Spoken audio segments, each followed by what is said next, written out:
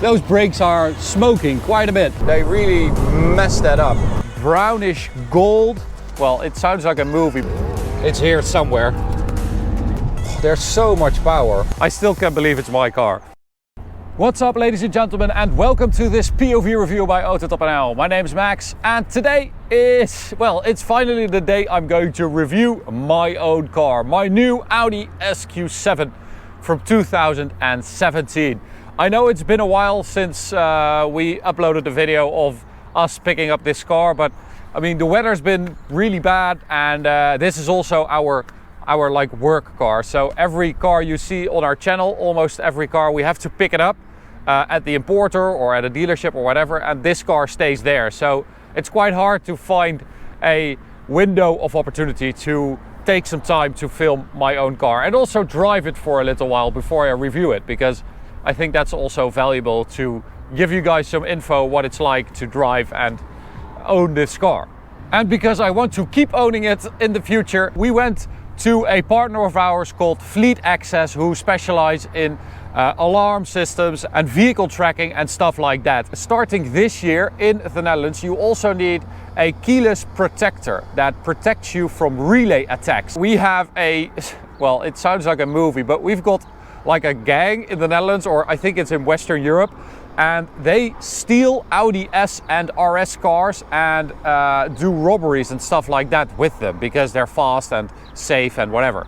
You might remember that John Olsen's car, the RS6 DTM wide body car, that was also stolen here in the Netherlands. And I mean, it happens a lot. What they do is they install a little device on the battery of your key. When your key is not moving, the little device, the keyless protector, shuts down the battery. It blocks like the power of the battery, so the signal stops. Because that's what they do when they steal your car by hacking into your key. Your key is emitting a signal. They take this device and they hold it up against your door, and they can copy the signal and use that to open and start your car. Now, 2/3 of the cars that are driving around in the Netherlands, at least, don't have protection from that. And a lot of cars nowadays have keyless go and entry. So it's a serious problem, and it should be fixed. So you can get it at Fleet Access, but a lot of BMW and Audi dealerships, they also use their product. So you can get it there as well. But if you use the code keyless15, you will get a 15% discount on the keyless protector if you want. So go check that out. I'll put the info in the description and the top comment as well. So with that done, that was actually quite important for me. Otherwise, I couldn't get this car insured. It is time to check out the spec, because you've seen that we went for this crazy color called Ipanema Brown, and well, it's a perfect day for it because the sun just makes it so much cooler. When the light hits it, I mean, it turns into this like brownish gold. At night it's like a dark brown. It is a beautiful, beautiful color, and I absolutely love the spec. I mean, it's the coolest SQ7 I've ever seen, and I can't believe that it's my car. Now, as I said when we picked the car up, Holland Car Company also blacked out the logos for us. So this Audi logo, the SQ7 logo, the V8T badge on the side, the exhaust tailpipes and the logos on the back. But this is a strange thing we discovered. The parts that are black, because this car has the black package, they're like dark gray, like the grille and the mirror caps. And this part down here with Quattro written on it, that's all like a super dark gray. So that's kind of strange, right? Anyway, let me know what you guys think of my car, of my spec. Because I can imagine that some of you will think it's super ugly, but I just absolutely love it. And as with my last car, the BMW 535D, well, the second to last one, we're going to check out Carly with our car, because it is really, really awesome. Now, last time, let me just plug it in.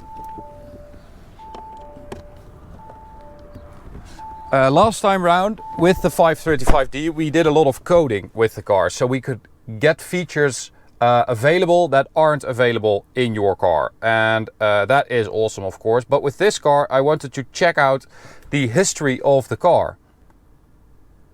Because of course we imported this car from Germany with around 93,000 kilometers on it. And with the Carly app you can check out insights about your car. So you can check out its health, the mileage fraud probability, and do some coding. But today we're going to focus on the maintenance stuff, the health stuff, and the mileage fraud. So we'll click health and we're going to check for issues. So diagnostics are completed and now, oh, okay. Health status is bad. 19 issues found.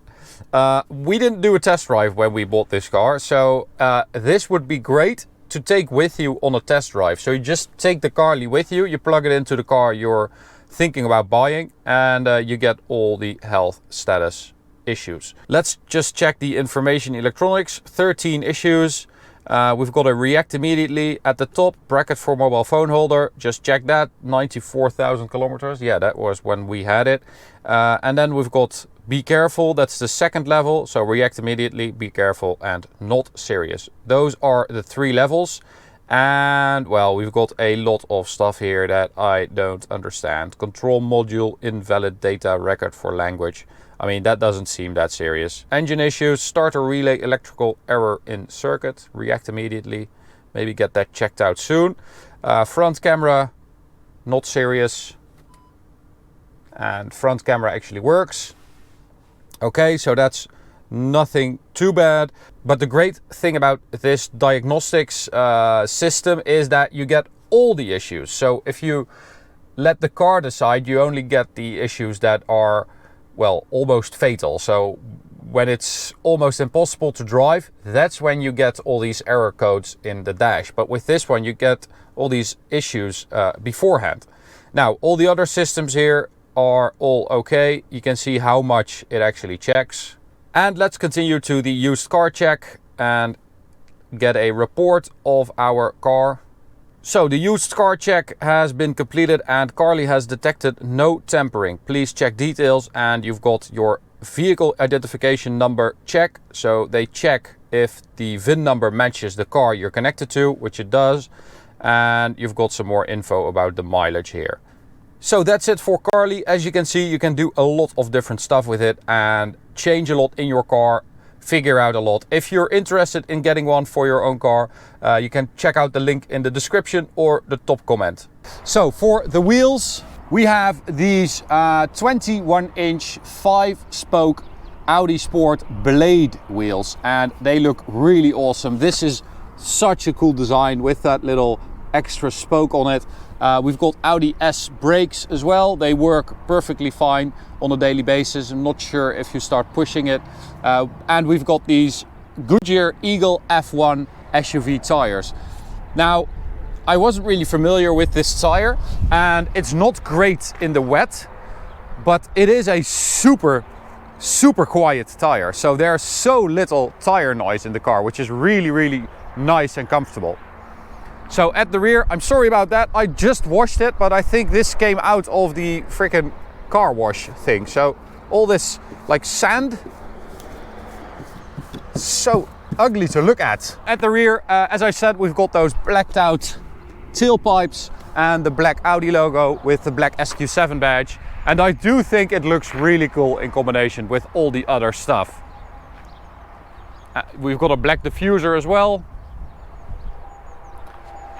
Oh yeah, I still can't believe it's my car. I also wanted to show you guys the rear seats, because it is actually super spacious in here. This is a very good seat position for this one, and I can sit behind it quite well. These are also adjustable, and you've got climate in the rear as well. And this big panoramic roof also really adds to the spacious feel. In the rear, some carbon fiber and aluminium, which is really nice. And let's check out the rear, where we've got 2 extra seats and a lot of storage room. Now, when I said with the pickup video that we had a lot of space and 7 seats, I wasn't saying that my girlfriend is fat. I was saying that we can have a lot of kids. That was sort of the joke, but it didn't really land, I guess. Anyway, so 2 extra seats, and I mean that does take up a lot of your storage, but you know, we don't really need it right now, so I don't really use the extra seats. And when you have them folded down, you have a lot of stuff, a lot of storage, I mean. And underneath here, we've got a subwoofer and an amplifier from the Bose audio system. And this, I think, is the 48 volt system that is in this car, which we've talked about a lot in my earlier SQ7 review, but also in my Bentley Bentayga video. I mean, a lot of Audis and Bentleys and all those cars have that 48 volt system with the active stabilization and stuff like that.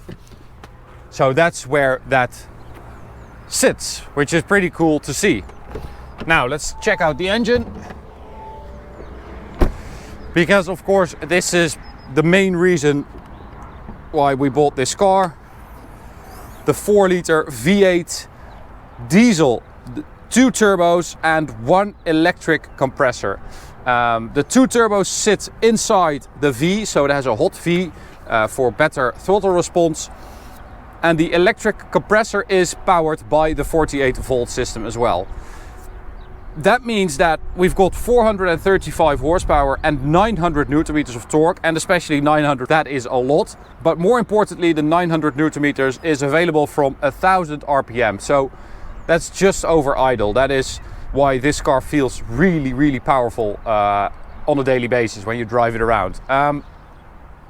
The electric compressor, as I said, it's powered by the 48 volt system, and it goes to 70,000 RPM in like a quarter of a second. So it's really quick, and it forces air into the engine, and it works from a really low RPM. So it spools up really quickly, and it's sort of the turbo for the low revs. Then the other turbo kicks in, and then at a certain amount of revs, an exhaust valve opens and the second turbo kicks in. So they're like staged turbochargers. So it's a very cool engine. I really love the intricacy of the twin turbo setup with the electric compressor.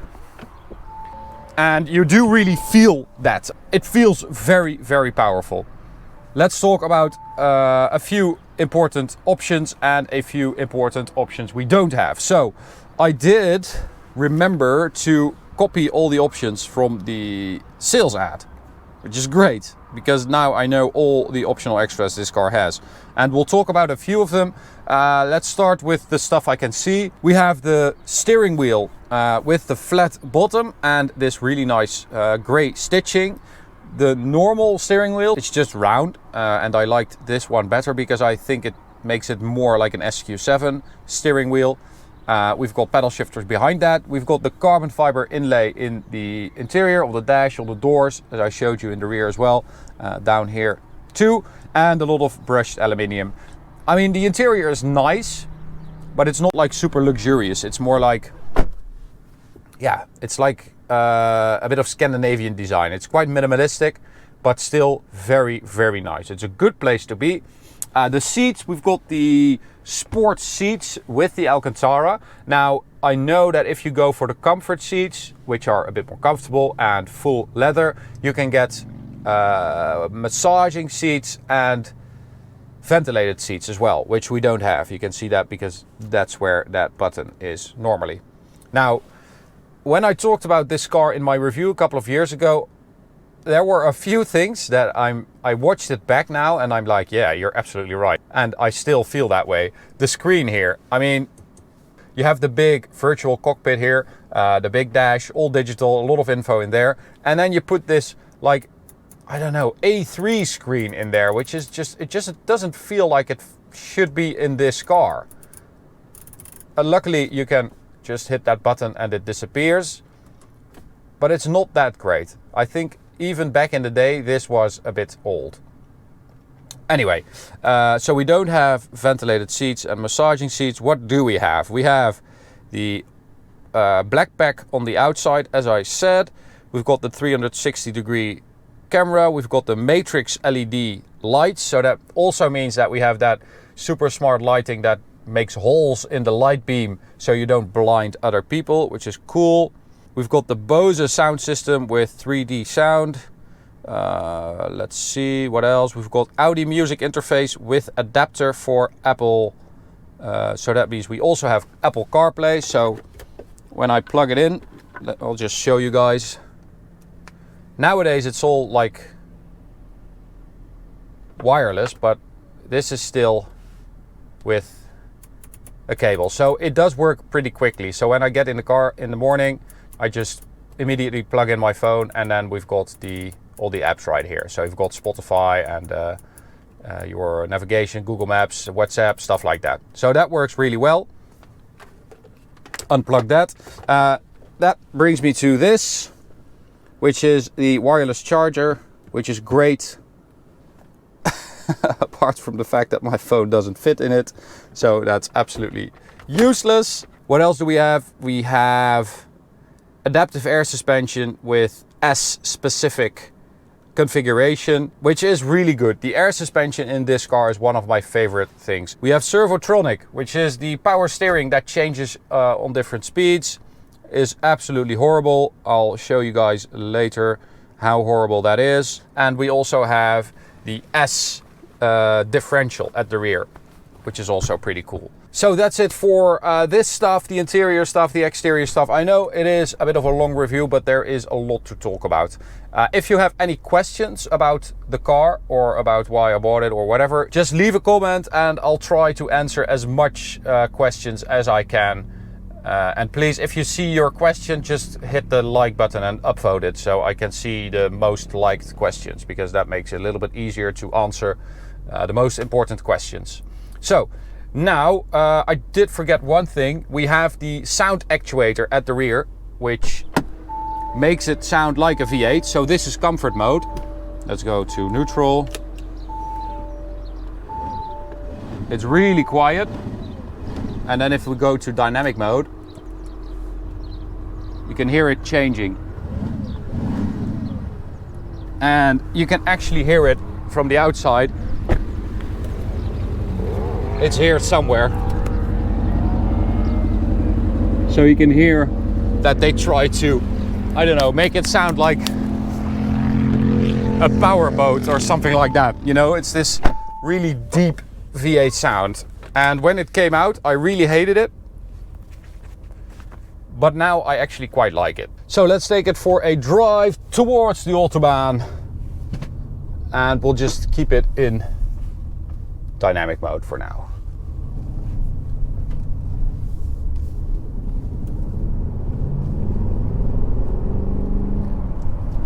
And, well, what is it like to drive? I usually drive it. Let's just go to comfort, because I like it better in comfort actually.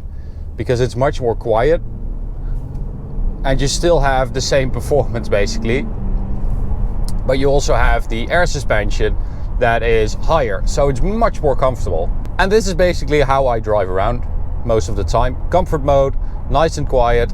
Put some music on, and it's such a nice car. Now, when you drive it straight, the 48-volt active stabilization actually decouples. So that means that it's super smooth and nice and floaty when you drive straight. And the moment you turn into a corner, it actually couples again, and that means that it's much stiffer. And they really try to prevent body roll in this car, which you can really feel.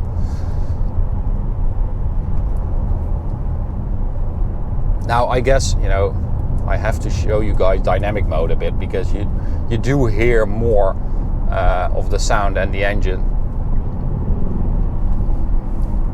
We'll even go to manual mode. Wow.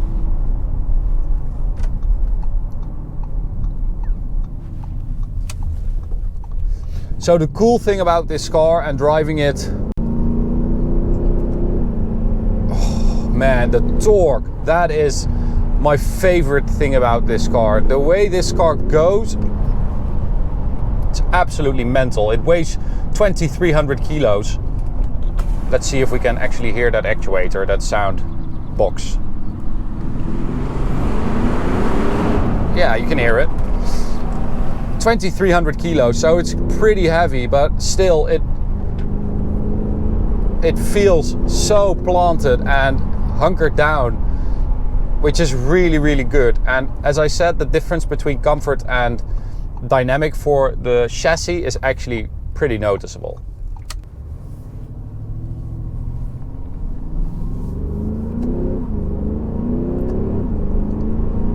But it just pulls so hard from every, like, it doesn't really matter which gear you're in. I mean, the RPMs, it doesn't really matter. You just put your foot down and there's so much power. And I know that there are a lot of other like fast diesel cars that are maybe even better than this car, like a BMW M550D, the new one, the G30 or the G31 if you want the touring. But actually I really liked the fact that this car has a V8 diesel and not an inline 6. The quad turbo is an inline 6, the BMW engine. This V8 just feels so like luxurious and powerful, and it feels so different from everything else. So since it is quite busy at the Autobahn, I don't think we're going to do a lot of top speed runs. Let's just do a 100 to 200 run real quick. So we are in dynamic mode, as you can see, air suspension at the lowest setting, and we're just going to fall back here, let the guys pass, and then we're going to do our measurement. But you can hear that at these speeds, I mean, you hear that sound actuator now, but the car itself is actually pretty quiet. Here we go.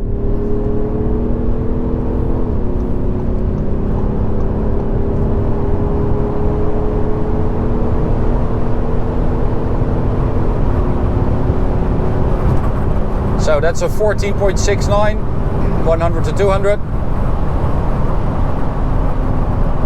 which is pretty decent, especially for a 2,300 kilo diesel engine car.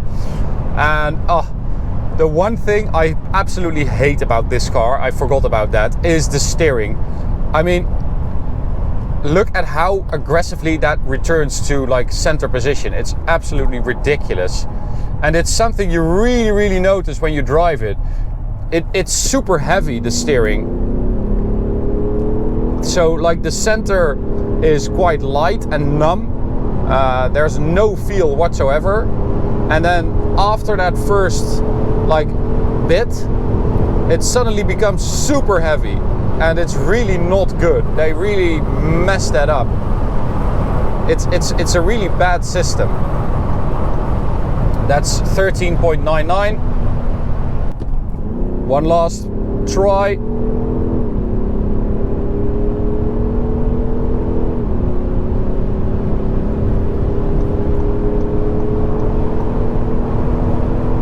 But it feels really effortless, you know. The engine doesn't make that much sound. The gearbox is really nice, the ZF8 speed.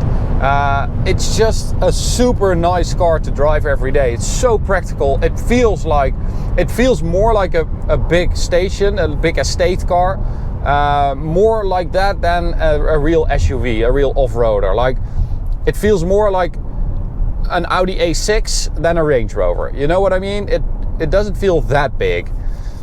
And well, we haven't had any maintenance. That was 13.92, by the way, so that's the quickest time. But again, the car is not really about performance. It's more about like covering a lot of distance quickly. So if I fill this car up, I can do 1,000 kilometers on the tank if I am, you know, a bit careful with my throttle. Average consumption somewhere between 9 and 10 liters per 100 kilometers. We're going to do one last draggy measurement, I think. Yeah.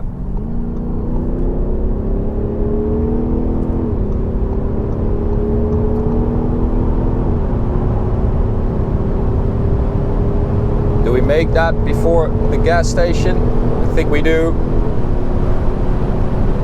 We do. Braking hard, testing the brakes as well. They feel a little bit spongy, but not too bad actually. That was 1410, so my fastest is 13.92. There it is. And I'll pull up a screenshot of our 100 to 200 list so you can see how it fits in. But it's not bad actually for a car this size and this weight. Okay.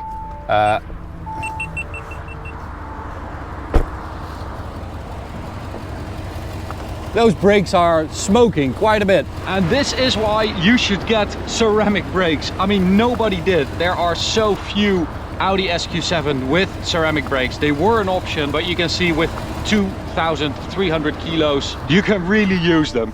So, that's it for this review, guys. I know it's been a long one, but I hope I covered everything. As I said, please let me know if you have questions. Just leave a comment and I'll try to answer as much as possible. Thanks so much for watching. Hope you enjoyed it. You can subscribe by clicking the big button in the middle. You can also check out this video or go check out this playlist. See you at the next one. Bye.